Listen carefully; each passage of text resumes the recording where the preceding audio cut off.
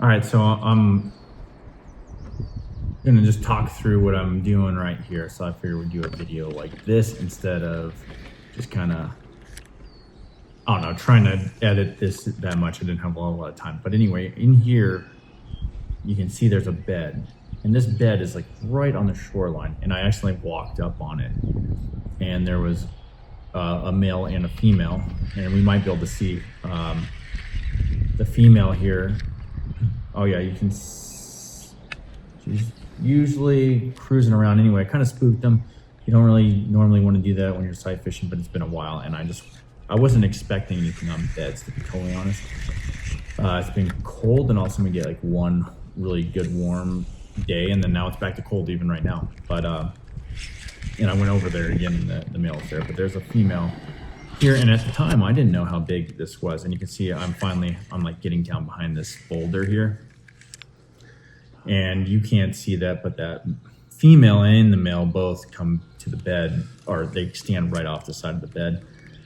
But what I'm doing is I'm alternating, like I've talked about if you watched any of my videos in the past, over the years, it's like I alternate baits, and I usually have a craw type bait, and I'll give it away. It's like, in this one I didn't have it, but typically I'll have like a HUD Baits crawdad deal, the custom painted ones. And then you can see here I have a drop shot, and usually with a small worm. In this case I had a 6 cents panorama, and then that wasn't really doing much. I think I got the little male to bite it once, and then I switched to a Kitech leech, and then I had a sunfish bait, so like a Matt Lures, or this one I had a bull shooter as well, and then obviously just a jig. And I tried to, actually what got a lot of attention was my Tokyo rig with my Sanshou.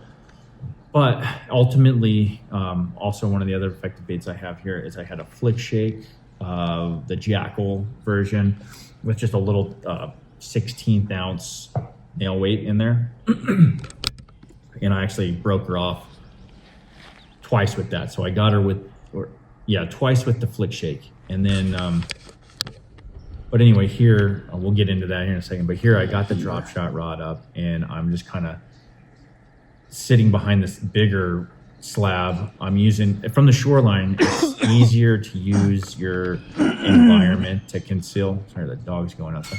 Use your environment to conceal yourself from the fish there. From a boat, I mean, you can maneuver the boat around a little bit and kind of approach at certain angles. And it is a little bit easier with the boat from the angles perspective, or just being able to maneuver, and casting wise, so you're not trying to get around these trees, which you can see here.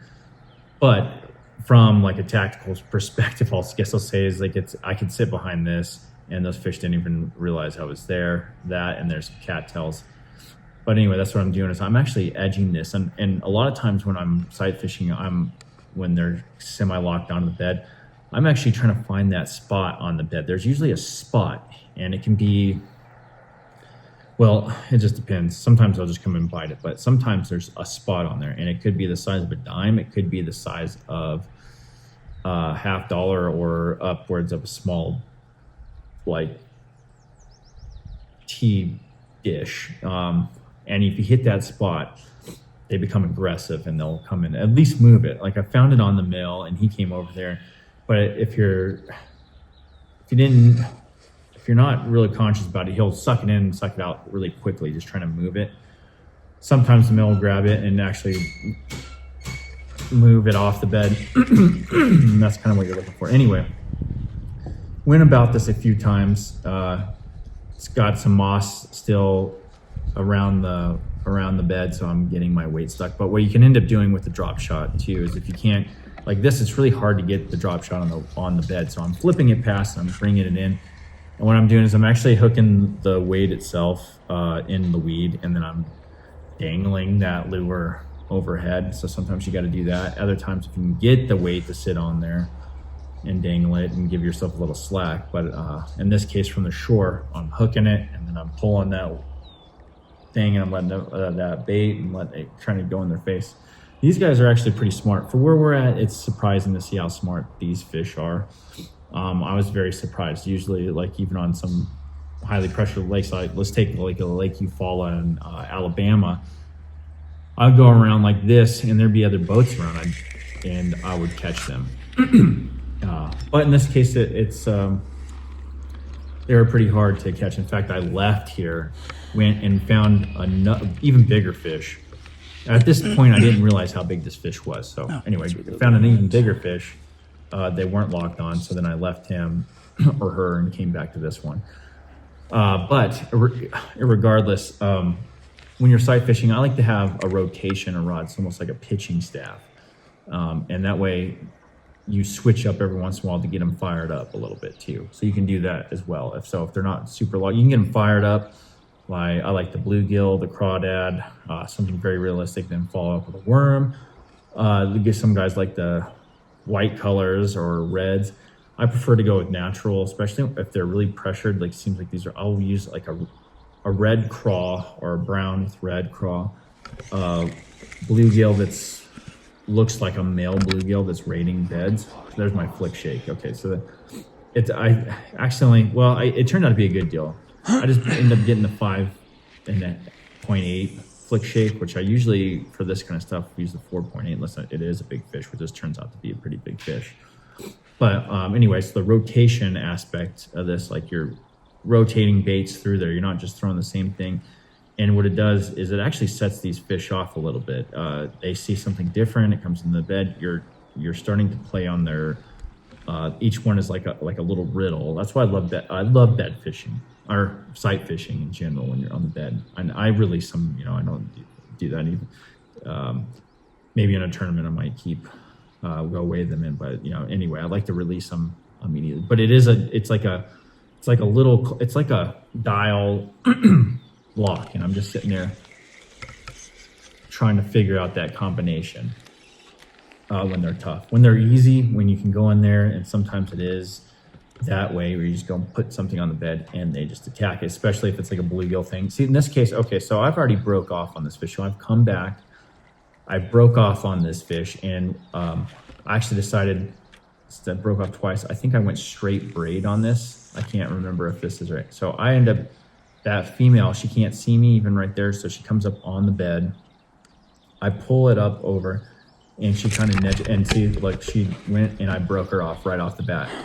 And I should have retied my leader. I didn't. I just took this. I wasn't expecting to come here and see have fish like this. You usually go to a pond, and yeah, you might catch little 1-2 pounders, even smaller. So I legitimately was like, oh.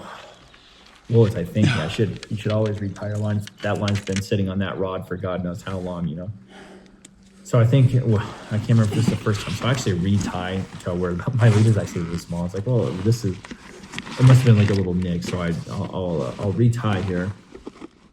Anyway, so I do that, and I have like a little tiny leader on there. And I think I break off again, and finally I just tie it straight to braid, right? It just, number, I can't remember if they're number 4, number 6. Just tied straight to braid. Kind of a smaller Nico hook, which I like the smaller Nico hooks. I just feel a lot more confident, having grown up in a lot of the West Coast and fishing a lot of clear water. Like for some reason, I just have a confidence in small stuff, and I always have. I fished the old number 4 drop shot hook that Tamagotchi makes, and I just feel out of place if I go any bigger. And I've caught big fish with that. I've caught like a 9-pounder. My biggest bass at Saguaro Lake in Arizona on that number 4 drop shot. You can see I actually have a blue craw. Sometimes throwing a crankbait too, if you have the ability, like especially like smallmouth, if you're on and there's not that much feed, sometimes running a crank. Okay, finally I that's where I tied straight up, and then I went and I actually put like a Berkeley, those little minnow things on there, and she sucked it. It was red, and she sucked it right up. And then when I hooked her, it was game on, and she just screamed. And I was like, dude, this doesn't feel like the 2-3 pounder that I thought, or a 3 pounder I thought she was. And she takes me out here, and the odd thing is she didn't really jump.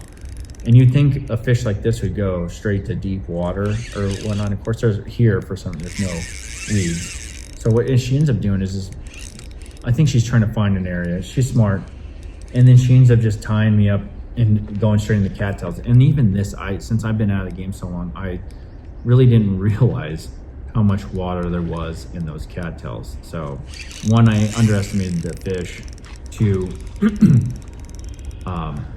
underestimated the depth right there, really, or like how much play that fish has to go underneath the cattails. Also, what I realized when I got this fish, I was like, holy crap, the fish I left over on the other side of the pond was probably a good 1 to 2 pounds bigger than this fish. I mean, it was thick, like real thick, and I could actually see that when it was suspended. There's over some deep water. It must have had a bed, like right on a little ledge there. It was actually kind of cool, and if I can get a chance to go back, which we did the other day, but when it's warm, and see if they made a bed and that female's there. I did go back and see the jungle. Probably, I don't know if it's the same fish because this one is cruising down the middle. Anyway, excuse me. You can see she got me up there.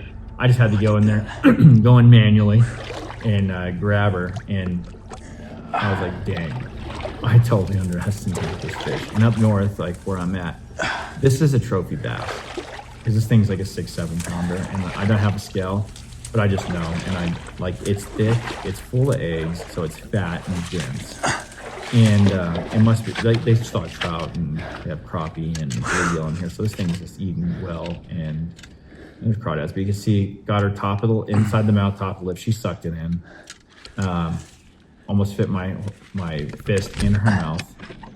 So at this point, I'm like, okay, I don't have a scale, so I'm gonna get some reference. Of course, at least I can feel it. I know that it's one of the bigger basses I've ever caught in the north, above like Missouri and like up north. It's one of the bigger bass I've ever caught there. It's huge, and I didn't have anybody else like get a picture of it to show me with it, right? So I'm trying to hurry up. Look at this. Holy moly. Just got a gut on her. And she's got that little, it's like that muscle that's right there. Oh, God, I'll get you. Beautiful fish. So anyway, get her off. I just go ahead. I set her down on there. I just want to see. Yep. So I actually got it with my phone camera. 6 pounds. Talk to that here shortly. Anyway, got her there. I'm going to go release her, put her back on near the bed. And of course, she's not going to initially go back to the bed. They usually go and shoot. The females especially go off to shoot, kind of recover after this fight. It's kind of like putting them in shock. The males, they'll go off too if you do get the male. But then they usually come right back not too long afterwards. In fact, I went back to this bed the day after, and the male was there, and he is a tough bugger to get. I'll tell you what, I tried to catch him just for a little bit, and then I just let him be. This place gets a lot of pressure, so I didn't want to.